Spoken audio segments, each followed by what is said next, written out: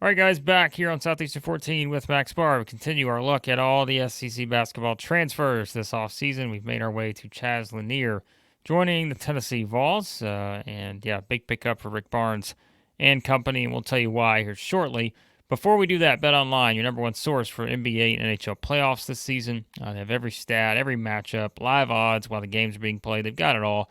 And when the game's over, you can head on over to their online casino and get in on a game of blackjack or poker, unwind with one of their over 150 slots games. You can also head to the website today to get in on the action. Don't forget, use that promo code we tell you about all the time, BLEAV, BLEAV, for your 50% welcome bonus. Yes, 50% welcome bonus on your first deposit. Bet online, the game starts here. Chaz Lanier returns to the state of Tennessee. And an Boom. Innsworth boy, of course, being a Nashville guy here, he gets to come back, play for Tennessee in Knoxville. So returning to his home state after going and playing for North Yep. Florida for 4 seasons there. And boy, what a productive player he was coming out of North Florida. Averaged about 20 points per game, 19.7. Officially a big time scorer. And when you think about the conversations we've had with Tennessee, you and I have had some of these conversations during these videos, not on these videos. I've said, and I'm not afraid to say it again here. I said I'm still kind of in wait and see mode on Tennessee. I know a lot of Yep. people have plugged them into top 10s, top 15s, that kind of stuff, and way too early 24, 25 rankings. And a couple weeks ago, I said I still want to see offensively what they look like next year. I said I feel really good about the defense, feel really good about some of the additions they made. But, replacing Dalton Connect will not be easy. Replacing some of the stuff that James, a Vescovy, and Adu, all those guys, that's not going to be easy to just maybe bring in one guy that's going to do all that. However, that was before the addition of a guy like Chaz Lanier, who averages 20 points a game and has had some big time scoring games there at North Florida, especially this past season, just took off like a rocket. And now him joining the mix, as I told you the other day, Max, I feel much more confident about where I'm going to probably slot Tennessee in our way too early SEC rankings for next season. Yeah, I'm glad you brought that kind of, do they replace Connect with one guy, a conglomerate of guys? Well, actually, Lanier came out with a quote about that. It was actually pretty cool. He goes, Tennessee never compared me to Dalton in terms of our play style or our game, but we did talk about the route that he took, which is a very similar path to mine, and it's possible that I can do the same thing in terms of low major to high major, 1 year with Rick Barnes, ticket to the NBA type of deal. So that he knows, Chaz knows the comparisons he's drawn and the shoes he's stepping into. Important to note, this is he's listed as a senior, but this is his 5th year. Call him. I'm calling him like he's a grad guy, the 5th year guy here. And yeah, he's excited to come back and play at home. He's born and raised in Nashville. This is his first opportunity since high school. Come back and play in front of his family. He said, "My whole family's going to be at every game, God willing." Hey, that's pretty exciting. That's pretty cool. There's going to be a lot of Chaz Lanier fans in Knoxville this year, Blake. Yeah, so if I go back through and I look at his trajectory, where I talked about he kind of took off like a rocket this past season. So before, and this, me doing math is always a dangerous game, but we're going to give it a shot here. So I'm looking back 3, 4, 5. I want to say he had 6 double digit scoring games in his first 3 seasons at North Florida. Last season, he scored in double figures in all but one game. So you see kind of the trajectory, like I said, the takeoff point, and really how much his role expanded. I mean, his minutes sort of expanded. Um, you know, Going back to, yeah, I mean, clearly he played more minutes this past season than he did any other year. Because I mean, this guy was playing 30 plus minutes. It seemed Yeah. like every game for the most part. Especially when you look at some of the numbers like in conference play, it's pretty wild when you look at like the A-Sun games that they played Yep. last year. 37 minutes, 37 minutes, 37, 38, 36, 48, 37, 30. Like, again, this guy was on the floor all the time. Matthew Driscoll there, the coach, there's no doubt that he was saying, hey, this guy's got to be on the court for us to be able to, have a chance here. They finished 16 and 16 and all that. Certainly, were a very good offensive team, and he was the reason why. And also worth noting, they were number one in the country. Remember, we talked about BYU and some other teams. North Florida was number one in the country Yep. last year in terms of their 3-point percentage, getting the point number of points from three. Like they got 45.6% of their points from three last year. Yeah. So that's also kind of an interesting note here. And volume, Max. I mean, this is a guy that's was a high volume 3-point attempt guy last year. You can look through his numbers and you can see a lot of double digit 3-point type performances that he had there. And when he wasn't, still able to certainly make some shots. So that's the most exciting element for me as I look at him coming into Tennessee here. Yeah, like sometimes it can be pretty simple, and they have to replace what Dalton Connect did, and Yep. maybe that's just going to be with a Chaz Lanier, maybe it's going to be with Lanier, Gainey, and Milicic. Maybe it's going to be a combination. I'm sure that probably is the expectation from the start, but you got a high productive scorer here, and that's exactly what Tennessee needed at this point. Yeah. And that's the craziest thing about all his efficiency numbers is it's not like he's just cherry picking or, you know, you slot him in the corner three, you let everybody else create and he gets the open shot and his offensive rating skyrockets. No.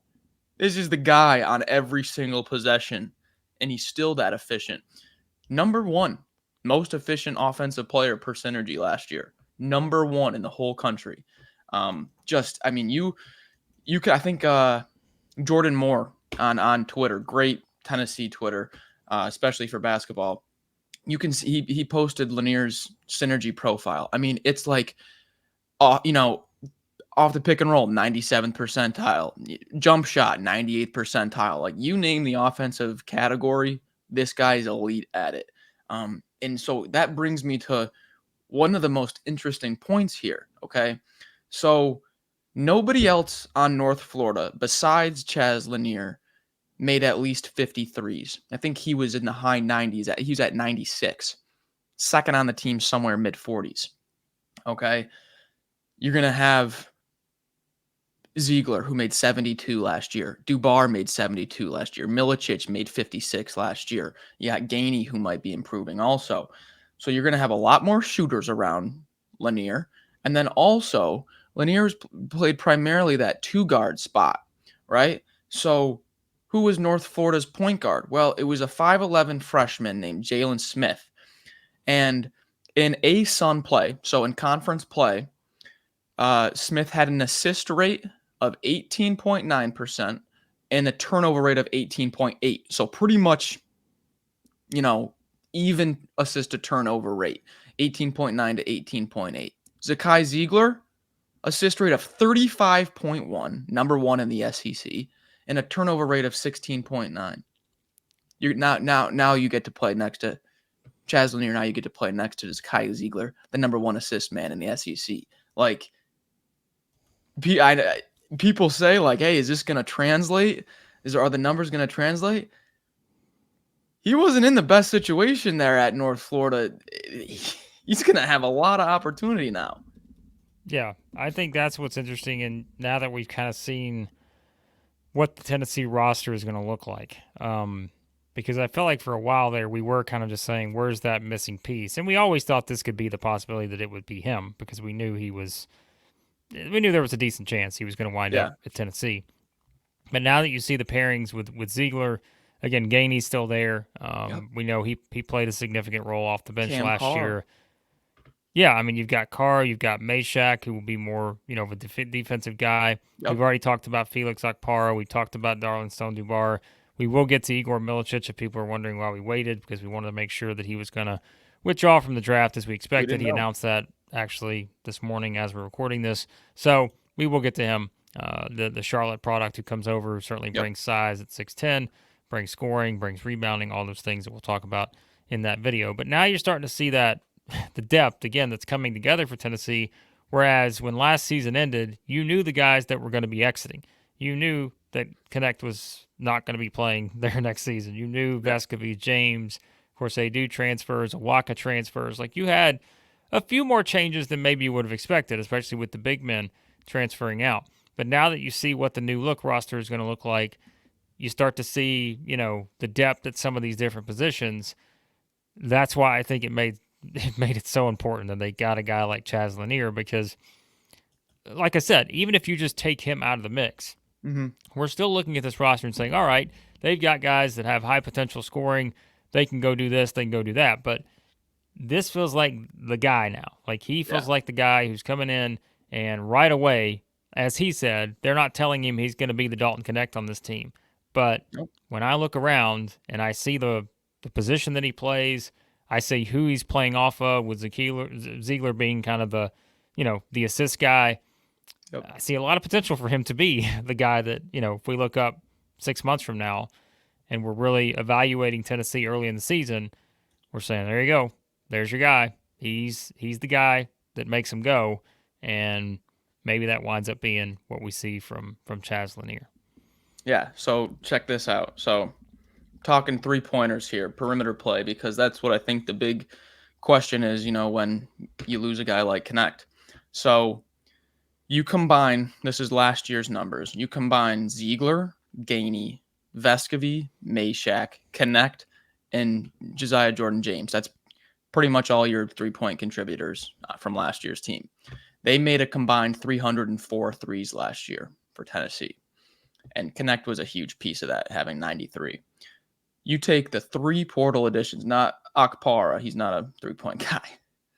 Dubar, Milicic, Lanier. They made 224 between the 3 of them. So you're talking about now you're adding Lanier that to makes Ziegler. he made more than Connect. So yeah, like that's your baseline. There So, you go. yeah. You had Lanier made 96, Connect made 93, Dubar made 72, Ziegler made 72. Like you got guys that have made a lot of 3-pointers that are all coming together, and all of them know, like, hey, we're probably not going to be Dalton Connect, but if we all bring our assets together, well, we can make up for that and maybe more. Looking at the numbers, maybe more. I don't want to go out there on a limb, but it's looking good. Hey, I'm going to pull something up real quick here. A little clip of Lanier at the draft combine. So he is coming back. Don't worry. He's announced he's coming back. But Chaz Lanier rips off 20 plus straight threes, 18 in the video, the most consecutive makes I saw during the combine week. Check this video out. This guy just doesn't miss a shot. Just boom, money, boom, money. Blake, you think So the next one's going in? Money. ESPN has Come on. I'm not even playing the his whole clip. You get the point. You get the his point. stats listed at 10. He went 106 of 241 last year. So I wonder if the number you said 90. I wonder if that's just maybe without like postseason threes or something. Oh, yeah, it might.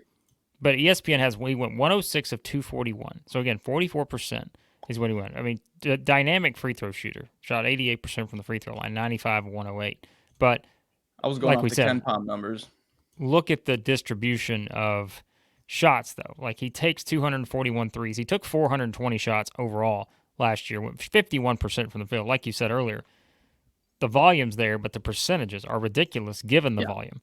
And so, like, look, if we have to make our predictions right now, who's Tennessee's leading scorer next year? I mean, I think it's Chaz Lanier. Dubar is a good possibility. I think that it's got to be one of those two guys. It's gotta be Lanier, unless Ziegler, puts way more emphasis on his offensive output, but I just don't see that. I think they need Ziegler to be more of the.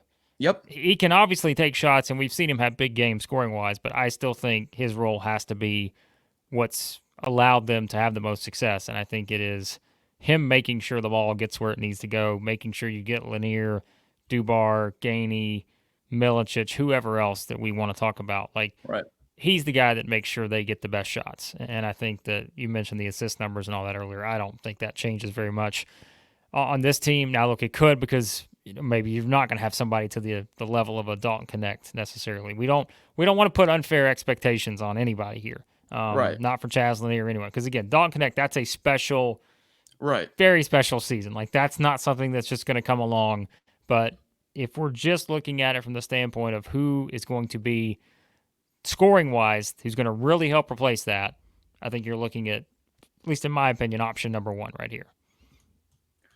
Yeah, I mean, and if you look at Ziegler, you look at last year, his assist rate was 33.9%. That was 29th in the nation. 2 years ago, with no connect, it was 36.9. He was ninth in the nation. Yeah. So Ziegler's assist rate, him being able to create for others, that's not going anywhere. Probably going to get even better now, 2 years removed from the ACL. So, yep. So we're seeing the Tennessee roster come together, and a big addition here in Chaz Lanier. And like we said, we will talk about Milicic, and we'll surely start to look at Tennessee as a whole as we start to group them into the SEC as we go throughout the summer. But as always, we appreciate you guys watching here at Southeastern 14. And be sure to subscribe and check out all of our baseball content. Of course, Tennessee fans, I know you want to check that out here as we go through the NCAA tournament football content as well. It's all here. Hit subscribe, hit like on your way out. We appreciate you guys watching. Talk to you again here soon. Southeastern